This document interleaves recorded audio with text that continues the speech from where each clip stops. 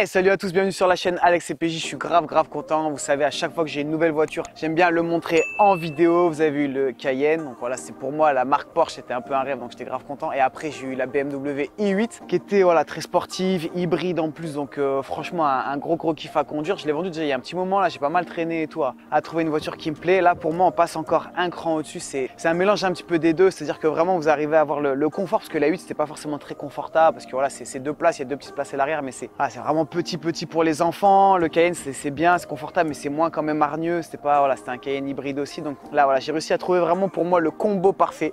J'espère que vous allez la kiffer vous aussi. C'est vraiment très lourd. Jessim, t'es prêt? Je voulais la bâcher et j'ai pas trouvé de bâche assez bien, assez stylée avec cette voiture. Donc voilà, vous allez la voir petit à petit. Vous allez découvrir. Donc elle sort bien sûr du carrossier, elle sort du concessionnaire, je veux dire. Elle vient d'être lavée, nettoyée.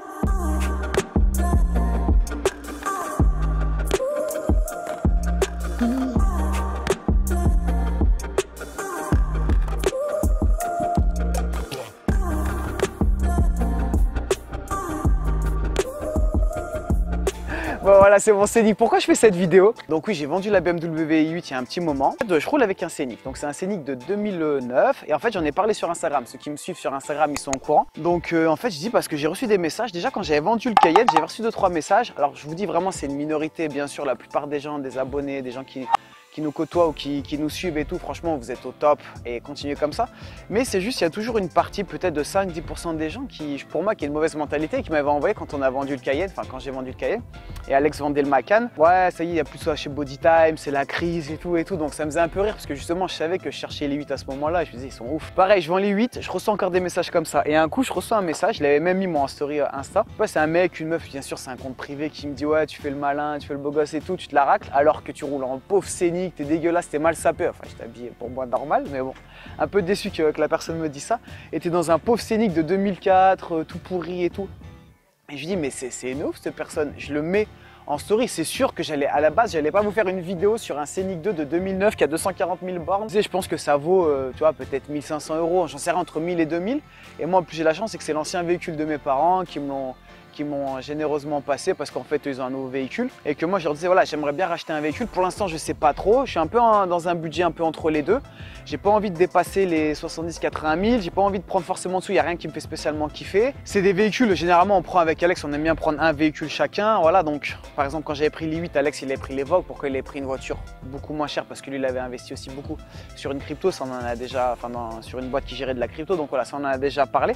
Et là c'est vrai qu'on est un peu en stand-by, on a aussi investi beaucoup sur la télé-réalité, donc c'est vrai qu'on a moins mis forcément sur les véhicules et qu'on attend un petit peu d'avoir un coup de cœur, d'avoir peut-être des prix qui baissent sur certains véhicules, voilà, ça vous verrez. Mais il y a des véhicules vraiment qu'on adore mais qui sont un peu trop récents, donc voilà, on attend un petit peu que ça décote, parce que vous savez que si vous achetez neuf, en un an vous perdez 20 à 30%, la deuxième année vous perdez encore 15 à 20% et après ça décote beaucoup moins vite, donc c'est vrai que nous on n'aime pas forcément acheter neuf. Donc voilà, là la bête, je veux dire c'est tri-turbo, c'est hybride, diesel, essence. Elle est dégueulasse parce qu'à Lyon, il y a eu une pluie de sable. Ils doivent faire encore tout ce week-end. Après, franchement, j'irai quand même la nettoyer. C'est mon père qui l'entretenait. Elle est, sinon, c'est en très bon état. Je veux dire, d'un point de vue moteur et tout, ça roule très bien. J'ai pas de couilles dessus. Si tu as un problème, je veux dire, c'est facile de trouver des pièces et tout. Donc, je trouve que c'est quand même des véhicules, quand vous avez un budget assez restreint, bah, c'est quand même très pratique. Les véhicules, il n'y a pas que les Scénic, mais je veux dire, des véhicules que vous trouvez un peu de partout. Peugeot, Citroën, Renault, voilà, c'est des véhicules en France, on les trouve facilement. Et il y a d'autres marques, il n'y a pas que les marques françaises. Et voilà, donc juste pour dire, je trouve ça vraiment dommage, les gens qui ont eu un peu ce genre de comportement. Et j'avais fait donc en story Insta un petit peu de dire, les gens en fait, ils te jugent par rapport à la voiture que tu conduis. Il y a plein de gens qui roulent avec ça et franchement, vous pouvez être fiers. Et que je sorte de l'i8, que je sorte de la Ferrari. La Ferrari, c'est mon rêve depuis petit, de mes rêves de possession. Mais jamais de la vie, je vais l'acheter.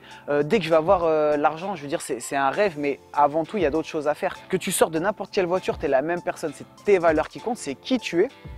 C'est normal de vouloir plus. Moi, je vous dis, depuis tout petit, je disais à ma mère, voilà, j'aurais une Ferrari. Je sais pas, c'est une marque qui m'a toujours fait vibrer. La couleur rouge, toi aussi, t'inquiète, Jess. C'est une marque, voilà, même en F1, je les suis. Enfin, c'est ceux que je préfère et tout. Donc, j'ai un affect pour eux, mais comme je disais aussi dans mes stories, c'est-à-dire que si tu dépasses 10%, ta voiture elle dépasse la valeur 10% de par exemple tes biens, donc c'est pas forcément ta maison, mais on va dire déjà tes investissements immobiliers ou autres, mais des investissements assez sûrs, je trouve que déjà tu es dans l'erreur. Alors je suis pas du tout en train de donner des conseils ou quoi, chacun fait ce qu'il veut avec son argent, mais moi j'accepterais pas par exemple d'avoir une maison qui a une estimation de 500-600 000 euros et de garer ma Ferrari qui vaut 200-250 000. Je trouve ça pour moi un petit peu. J'accepterais pas moi de rouler en Ferrari à 200-250 000 euros et je sais que ma mère elle regarde nos vidéos donc elle sera contente, mais et que je veux dire mes parents, même si eux je veux dire ils aiment les choses simples et qu'ils s'en foutent je pense et tout, mais et que mes parents ne puissent pas forcément faire quelque chose qu'ils ont envie de faire, aller dans un beau resto ou faire quoi que ce soit, ou mes sœurs ou mes proches, ou voilà. Et Alex, je sais qu'il est pareil. On s'est toujours dit ça. Déjà, tu veux faire de l'argent, mais tu veux rester aussi intègre, c'est-à-dire que tu veux pas arnaquer les gens. Donc, je veux dire, tu veux faire de l'argent, mais en pouvant dormir le soir en étant tranquille.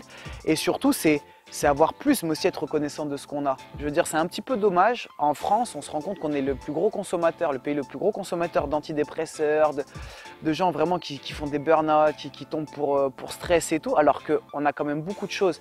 Et quand les gens ils disent « ouais, mais… » parce que tu connais pas la pauvreté en France. Mais tu sais, tu es toujours le pauvre de quelqu'un et le riche de quelqu'un d'autre. Arrêtez de vous comparer toujours avec ceux qui ont mieux. Je suis désolé, mais en France, on a aussi des avantages. Bien sûr qu'il y a plein de gens qui galèrent. Il faut essayer d'améliorer ça. Il faut essayer aussi d'aider un petit peu ceux qui galèrent plus. Mais vous êtes aussi beaucoup mieux lotis que d'autres personnes. Il y a des pays qu'on a fait avec Alex, qu'on a voyagé, où les gens, en fait, ils ont beaucoup moins, mais se posent beaucoup moins de questions. Maintenant, les gens, ils veulent Netflix, Amazon Prime, ils veulent le dernier iPhone, ils prennent des abonnements téléphone, abonnements Internet et tout. Rien qu'il y a 20, 30 ans, nos parents n'avaient pas tout ça. Moi, je prends toujours l'exemple, mon grand-père, il est venu en France, il a changé de pays, il avait 45 ans, il a changé de pays, il avait une femme, 8 enfants. C'est comme ça que ma mère, elle arrive en France de l'Italie. Je veux dire, il ne parlait pas la langue, mais il est venu bosser parce qu'il avait faim et tout simplement, il fallait nourrir en fait ses enfants. Et je trouve que maintenant, on est devenu un petit peu des enfants pourri gâtés. Et quand je dis la France, c'est un peu les pays développés, les pays occidentaux et tout. Et je trouve que c'est un petit peu dommage de perdre ça. Et deuxième point très négatif, on juge énormément les gens par rapport à leur possession. Je disais, les gens avant ils voulaient être. Avant les gens ils étaient jugés, Charles Ingalls dans La Petite Nourrice dans la Prairie, c'est un homme bien, pas parce qu'il a des possessions quoi. Avant les gens ils voulaient être, on voulait être des gens bien je trouve. Après on était beaucoup sur avoir, on est passé de être à avoir, les gens ils voulaient avoir. C'était je veux montrer ce que j'ai, je veux posséder beaucoup de choses, avoir beaucoup de voitures, avoir une belle maison, machin. Et maintenant on est carrément sur le paraître. Un peu à cause des réseaux sociaux. Les réseaux sociaux, il y a plein de choses positives, mais un peu à cause de ça, je trouve que maintenant, les gens ils s'en foutent d'avoir, ils veulent pas forcément être riches, mais ils veulent que les autres pensent qu'ils soient riches. On se dit souvent qu'Alex pense qu'il y a quelqu'un, tu vas le voir, tu lui dis je te donne 100 000 euros, mais par contre sur tous les réseaux sociaux, tout le monde doit penser que tu es pauvre. Je pense qu'il y en a beaucoup qui refusent et je trouve ça très grave. 100 000 euros, tu peux changer la vie de nombreuses personnes.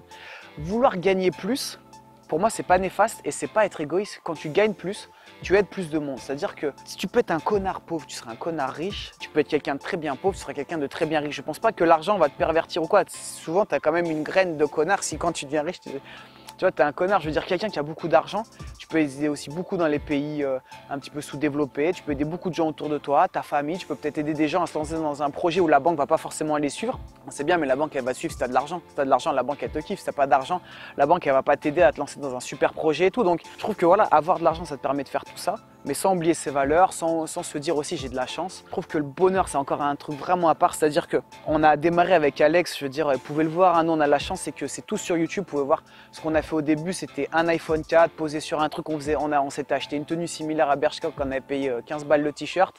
Et je veux dire, on était tout content de faire nos vidéos et on se régalait. Je veux dire, on passait une journée ensemble à faire des vidéos, 12 minutes avec des bouteilles d'eau et tout. Et on se régalait et on était heureux à ce moment-là. Est-ce qu'on est heureux maintenant? Oui, on est aussi heureux. Et je trouve que les gens, en fait, ils vont associer aussi le bonheur un petit peu à tout ça. Bref, c'était un petit peu un mix de tout. C'était aussi un peu une remise au point. Donc voilà, trouvez un truc qui vous plaît, faites ce que vous aimez. C'est pas mauvais de gagner de l'argent, mais soyez aussi reconnaissant. Et voyez la chance qu'on a en France. Tu peux quand même entreprendre, tu peux t'entourer de bonnes personnes. Tu ouvres le robinet, il y a toujours de l'eau qui coule.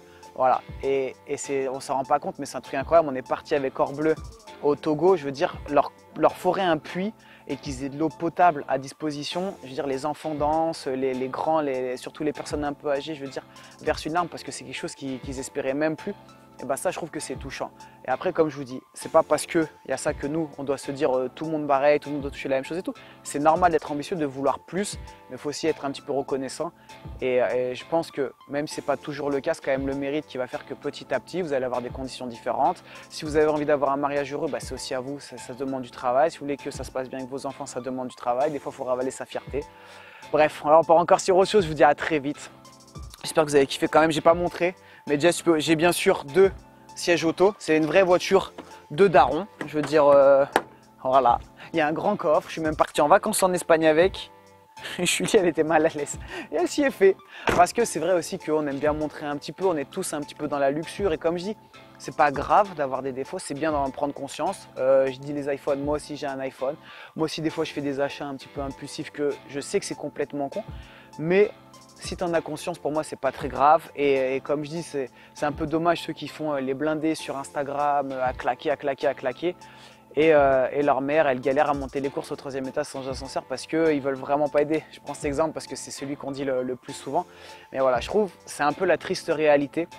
Donc c'est bien de vouloir plus. Si c'est vouloir plus uniquement pour soi, je dirais que c'est un peu dommage et je vais conclure comme ça. Allez, ciao!